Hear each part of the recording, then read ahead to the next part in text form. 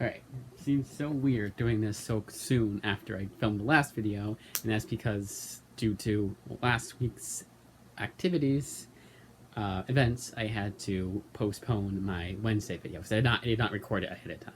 I should have done that, I had no reason not to, but it was that first time got the best of me, then there was shit going on, and now we get the bigger film today. It was Sunday.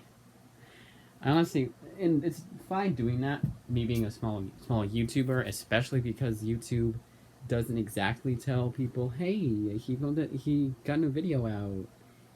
Hence the abysmal view count recently. So, no real No, it's not like that much is lost with not doing it every Wednesday. But I definitely still like to keep it that way. And honestly, had I not had so many videos filmed prior, I had like back-to-back videos, I probably would have been a little bit more pissed. But hey, did we could. But comic reviews, I'm definitely returning these. First one up is, we never really get these, but this is a did not finish out of 10. And this is Roos. This was extremely boring. Probably the worst thing I've ever read from Mark Waid. I almost said Mark Twain. This was actually seems to take place around the time, around that Mark Twain time, like the 1800s, and it was just boring. Like, they had made no effort to make the dated language and dated anything at all interesting. You can make that interesting. The Witch takes place in the 1600s, and that is one of my favorite movies I've watched in like last 10 years.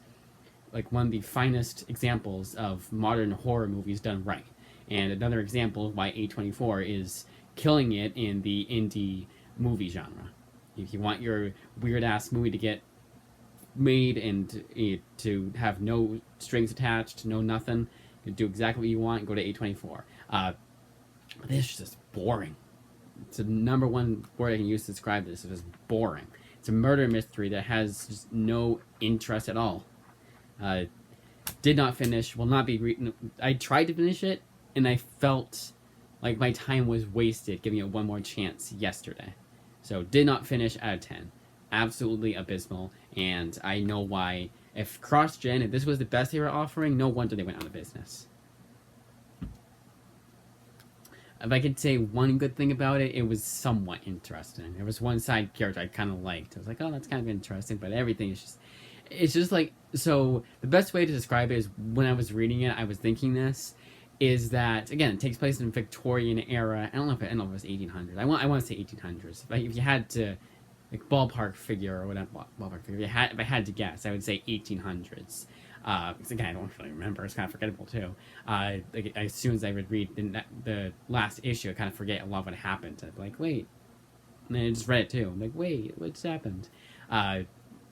And so the best way to describe it is, again, like I said before, The Witch takes place in the 1600s, and the Salem witch trials. Yeah, that's interesting, because of what, it was revolved around, but the language is very dated. The setting is very dated, obviously, and they still make it very interesting. As interesting as it would be if it took place in 2015. But Roos is just extremely boring. It's the only thing that makes it at all investing, like different, is that it's a comic book. That's it. Comics should not be this boring, and that's how boring. It's insane to think about. But again, they just made no effort to make it interesting. It just was like, if you like this era, I guess you'd find some enjoyment out of it. But it's just, even for these types of, like, I think it was British too, so even like this British Victorian era, whatever the hell, it was just extremely boring. Oh, that was the other thing I was going to mention. So I am people are in general a bit wary. I used to be very wary of reading period piece comics or watching period piece movies or reading period piece books. This is a fine example of why people are so wary to do that when you have movies like The Witch that do it right. That's what I'm trying to say. I'm not trying to say, that's what I wanted to add in. That's what I was thinking of when I was reading it. Wolverine by Saladin Ahmed, Volume 1. Very ironic that I go to mainstream superhero fare after talking about something that's a little bit different than your average comic book. But this one was really damn good. An excellent start to this run. I really, really hope that this library here, I'm not going to say the library is, I'm just going to do a mental note. Okay, I figured it. I was like, I know what it is, but I need to double check even though I know what the library is.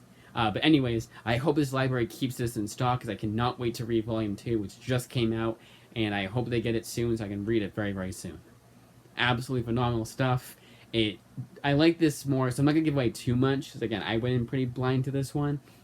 But one thing I will say is that I do like when they do the more savage Wolverine when he's living with the wolves. I always appreciate that when they do it in the comics. No matter how many times that they do it, it never gets old. And I don't think they do it that many times. Like I've only can think of 2 examples, and one is his origin story, so that doesn't technically count. But going back to that, like going back to the real basics, I think is the best thing for X-Men to do. I wasn't a huge fan of the Krakoan era, but more just because I wasn't a fan of how much there was. That was when I was just getting floppies, and I'm so glad I decided to drop it after Powers of 10. Like that was like because of Absolute Carnage too. Like Absolute Carnage had like 50,000 tie-ins, and it was looking like I'd have to get every single X book. I was like, nope, not doing that. Especially because my local comic shop is infamous for not having a next issue. So it was not a guarantee. If it was a 5-issue miniseries, you'd have all 5 issues of floppies. You're better off waiting to trade. Even then, not a guarantee to have a trade. Like I just went there today and they didn't have like, any new Image books. They had one, I think. And it was like ones that came out within the last few weeks. They had like maybe one. But anyways, Wolverine. Oh, it was Exquisite Corpses is what it was. I don't think it was anything else. And that was fairly recent. I think it was the most recent trade they had. But yeah, Wolverine Volume 1. Great start. Great. Saladin Ahmed is a great choice to write Wolverine. You know what we're going to do? I'm going to go right. I was gonna go right to the other Saladin Ahmed book, but I'd rather do it this way. Arkham Manor. This is Jerry Duggan. So the only reason why I found this was because I was looking at my local library's Angel Library catalog for Jerry Duggan books. Like, hey, let's see what else they have other than Deadpool. I already know they have, and I was also hoping they'd have like his X-Men run. They didn't, unfortunately. They did have this. I had never heard of it before. Arkham Manor. Again, going in blind. I went in blind, so I'm going to be very vague with the plot elements. But this was surprisingly unique. Now, it's not Arkham Asylum, A Serious House on Serious Earths by Grant Morrison unique, but it's unique in the sense that I didn't expect it to have like not the tone, but the way that the story is told, I wasn't expecting them to do it that way.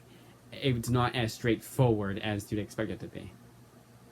I really appreciated that. It was also just really investing. Like it never was bored reading this one. Love that it's because it's very well paced, like phenomenally well paced. Just an enjoyable read. 8 out of 10. Oh, and for Wolverine, 8 out of 10 too. So far, 8 out of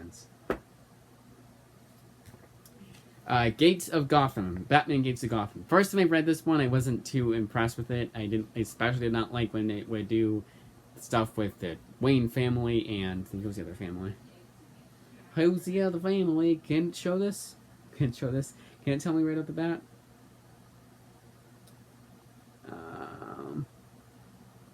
Come on.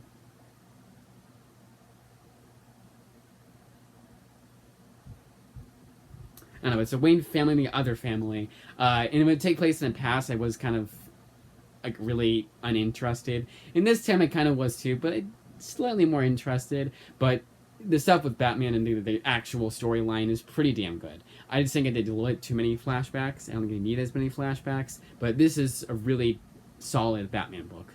And not among Scott Snyder's best. I think because this came out around the time as Black Mirror did. It was right before his New 52 run.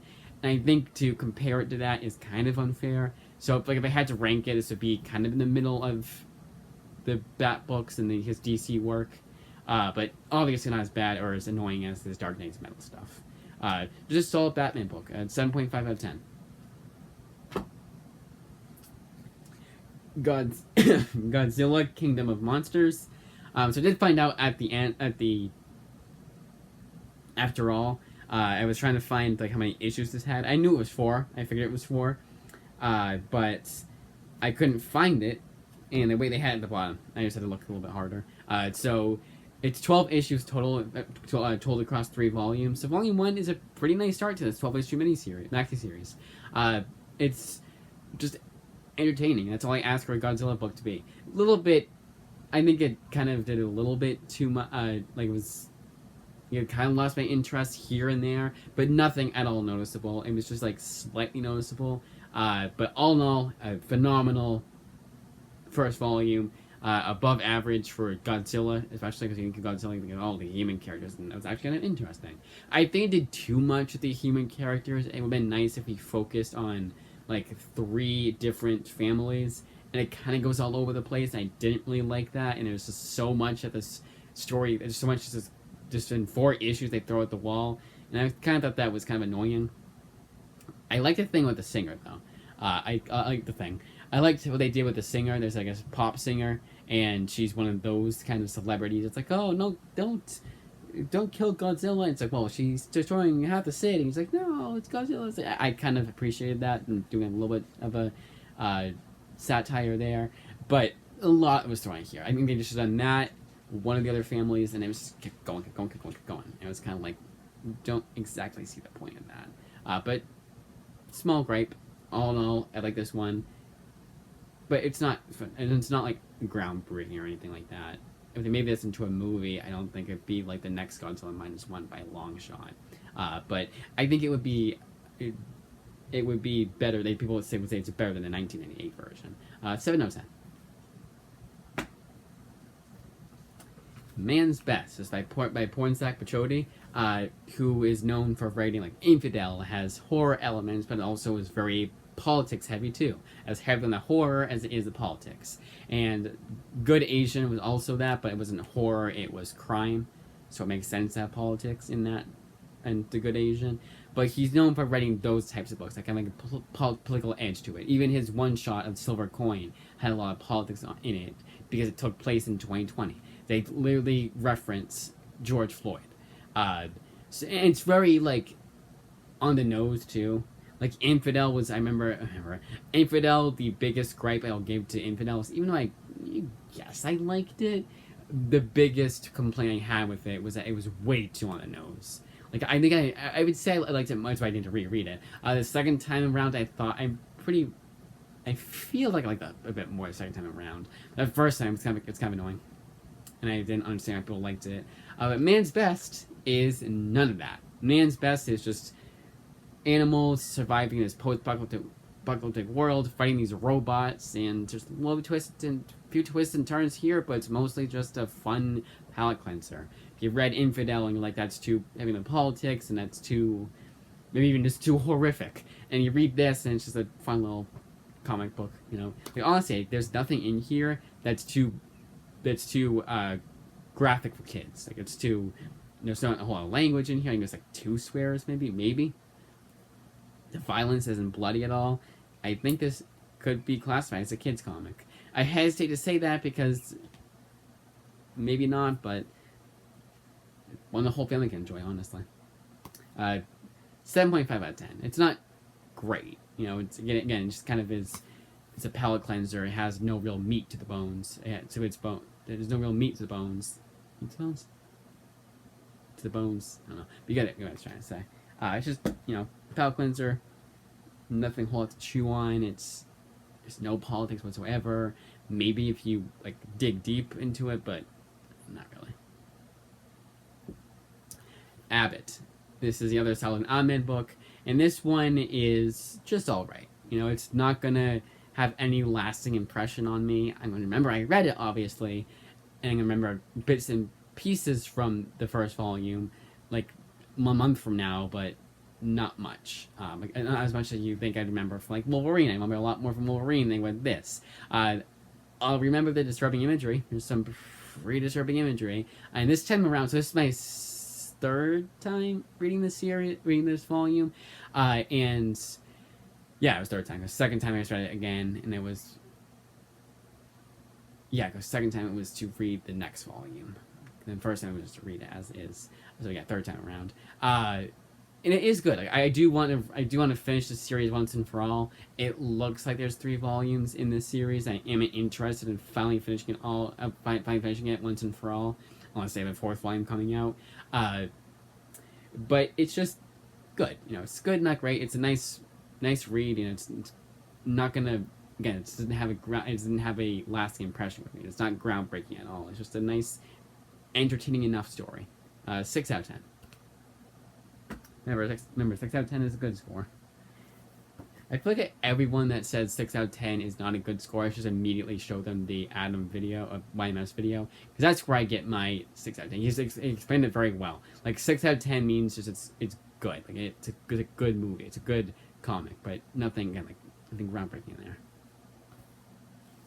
there. Teenage Mutant, and it's not like you don't think of it like a score, like a 6 out of 10, like a 6 out of 10 on the math test, that's not good.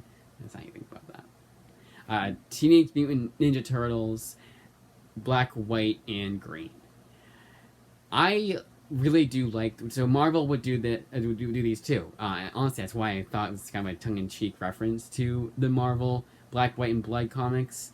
And those are just anthology tales. Nothing groundbreaking either, but they're entertaining. Like, I did not mind spending, because I got them at 20% discount when I was collecting the floppies.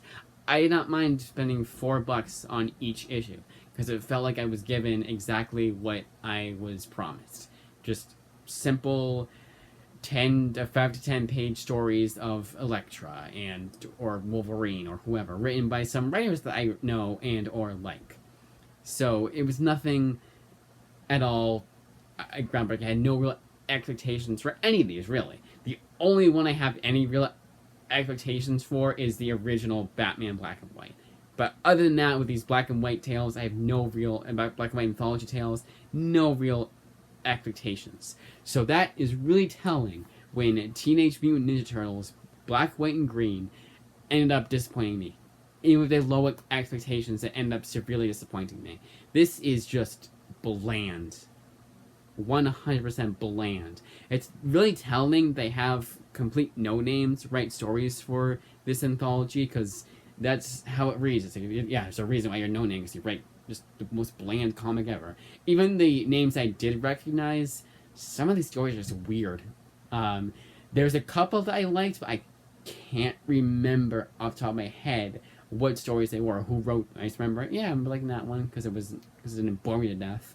Now, one thing I will give this is, while it did kind of bore me, it was just kind of like that tedium boredom. Like, you're not absolutely agonizing boredom, just that kind of like, you're just going through the motions, kind of like when you're at work, I guess, and it's a slow day.